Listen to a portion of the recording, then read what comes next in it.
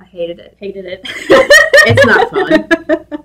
I hated it. I did. I mean, there is no sugarcoating that, and I was awful at it. Mm-hmm. Absolutely awful. I mean, I scraped by with a C and was so happy when that grade came in.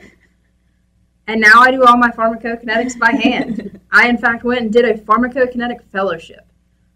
So if you hate it now, it's okay.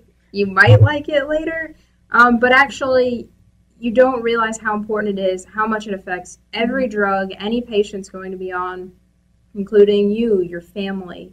And so if you can just do small things that don't include a page long of math, but small things to help somebody, you realize how important it actually is. Well, I think it's also important to remember that you need to get this baseline down.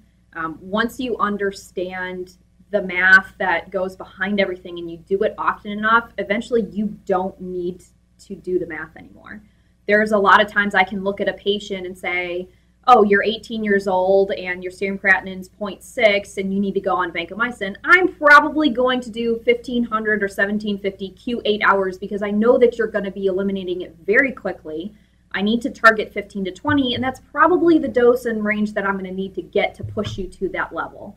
And so you don't need to do the math to figure it out anymore as long as you keep doing it. And that practice makes perfect is it now becomes, okay, you get this, it's all unconsciously being done at that point. And so that's where it really comes into hand. It's kind of like when you're in grade school, you have to learn how to do addition, subtraction, multiplication, division on your own by hand before you can actually use a calculator.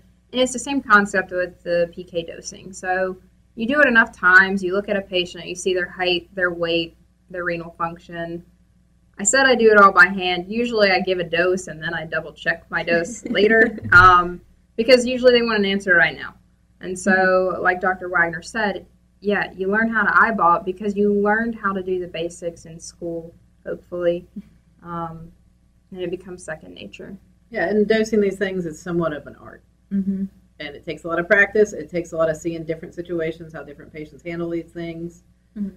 And you eventually, you get the hang of it. But you've got to learn the basic steps and what those things mean to be able to hone that art.